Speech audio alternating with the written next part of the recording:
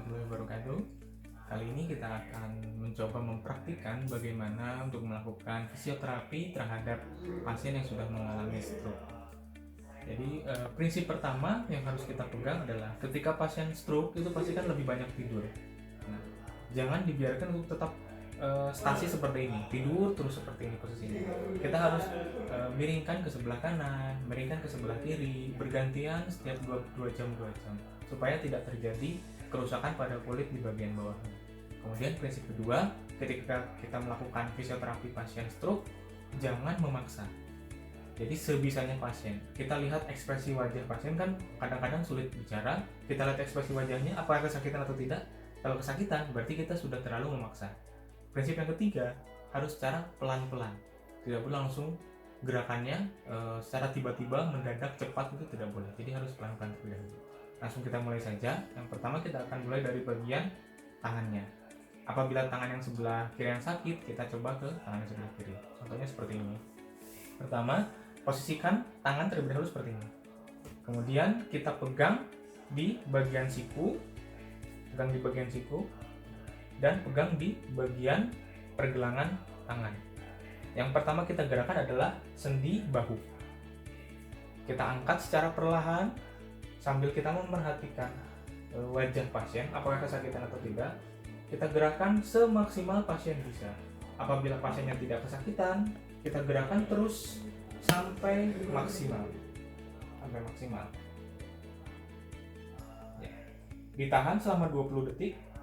Setelah 20 detik, kita kembalikan lagi ke posisi semula dengan cara perlahan.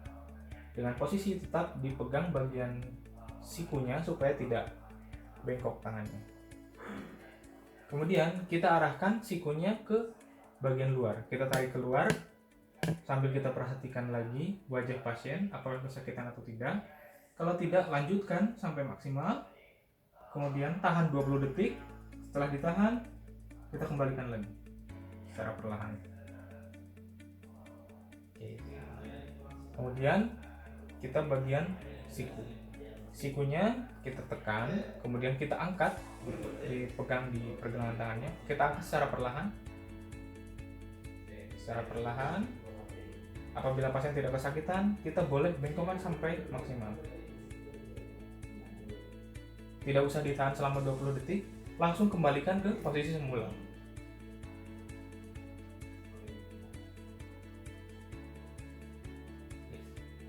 Kemudian kita ke bagian pergelangan tangan. Pergelangan tangan awalnya seperti ini, kita coba bengkokkan ke kanan dan ke kiri. Dibalik secara perlahan, kemudian kita balikkan lagi secara pelan-pelan. Oke. Kemudian kita akan bengkokkan ke depan dan belakang. Caranya kita angkat dulu bagian sikunya, diangkat. Kemudian kita akan luruskan jari jemarinya dan kita coba bengkokkan ke depan dan belakang. Kita stabilkan di bagian pergelangan tangannya.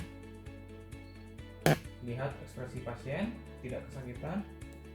Kita bengkokkan lagi ke belakang. Sambil jari-jarinya diluruskan. Tidak boleh menekuk. Oke. Kemudian ditaruh kembali. Kita ke bagian jari jemarinya. Di bagian jari jemari kita cukup mekarkan saja setiap jari jemarinya. Mulai dari yang kelingking, dimekarkan, dijauhkan dari jari yang lain. Kemudian kita ke jari manis,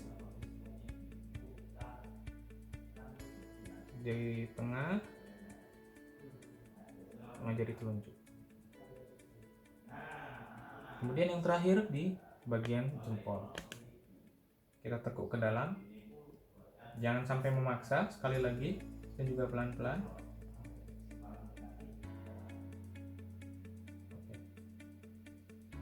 Cukup untuk bagian tangan, itu saja. Terima kasih.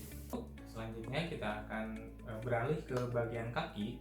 Untuk yang kaki kita akan contohkan ke bagian kaki sebelah kiri ya. Jadi lebih enak kita sambil berdiri, oke? Pertama, kita akan gerakan sendi panggul pasien. Jadi caranya kita pegang di bagian telapak kaki Kemudian kita pegangi juga di bagian bawah lutut. Kemudian kita angkat secara perlahan dan ditekuk bagian sendi panggul. Diangkat secara perlahan sampai semaksimal mungkin. Apabila sudah tertahan, sudah ada timbul rasa nyeri dari pasien, ada ekspresi nyerinya, kita tahan selama 20 detik. Dipertahankan selama 20 detik, kemudian kita kembalikan lagi ke posisi semula secara perlahan. Kemudian kita akan tekuk bagian sendi lutut dan juga sendi panggulnya, dan kita akan putarkan ke dalam dan ke luar. Kita angkat lagi sendi panggulnya sampai 90 derajat.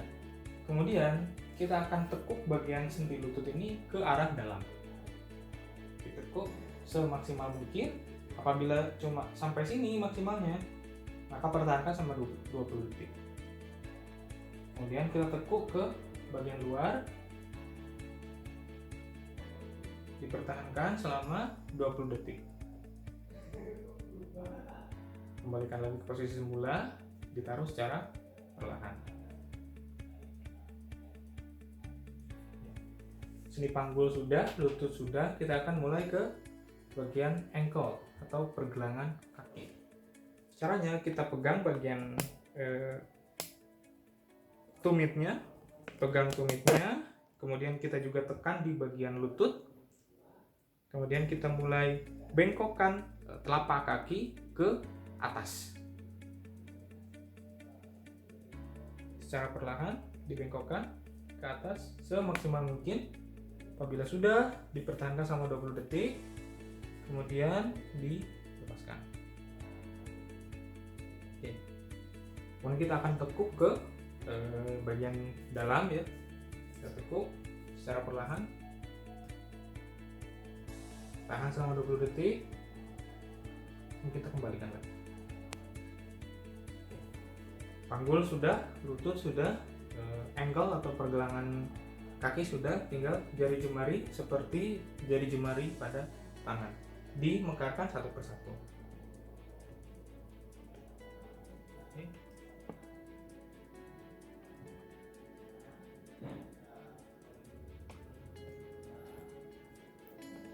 Saya angkat bentar ya. Ini untuk yang jari. Ini bisa disambung ntar.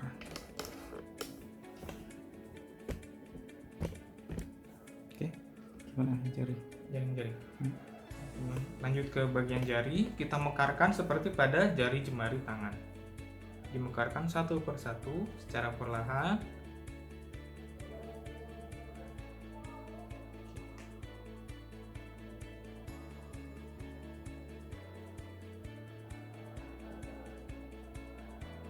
Nah, kita tekuk juga ke bagian dalam dan ke bagian luar. Selesai. Kemudian kita akan mulai melatih pasien yang telah mengalami stroke untuk berjalan. Jadi yang pertama yang harus diperhatikan adalah pastikan bahwa di sekitar pasien itu tidak ada barang-barang yang bisa mengganggu jalannya pasien. Jadi supaya tidak terjatuh. Pastikan juga lantainya kering, tidak basah, tidak licin. Kemudian pastikan celana pasien itu harus berada di atas mata kaki supaya tidak terjerat oleh celananya sendiri. Dan kita harus menyesuaikan di mana kita berdiri sebagai pembantu untuk melatih pasien. Jika pasiennya itu mengalami kelemahan di bagian sebelah kiri, tangan dan kaki yang sebelah kiri mengalami kelemahan, kita berdiri di sebelah kiri. Jika pasien yang sebelah kanan yang mengalami kelemahan, kita berdiri di sebelah kanan.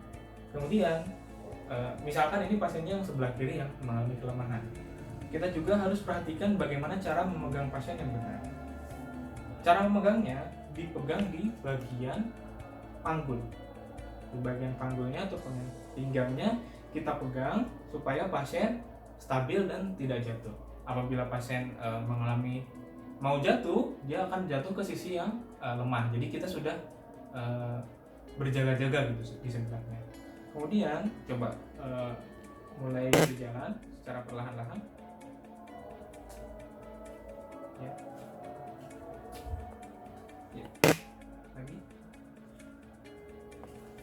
lagi ya.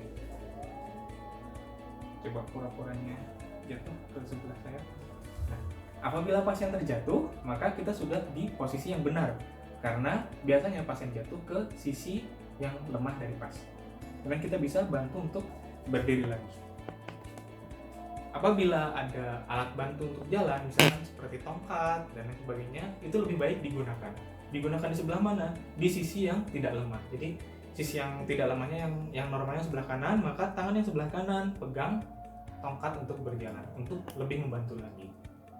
Setelah berjalan kurang lebih beberapa meter, mungkin kalau bisa sampai 10 meter lebih bagus lagi. Setelah itu ditidurkan kembali.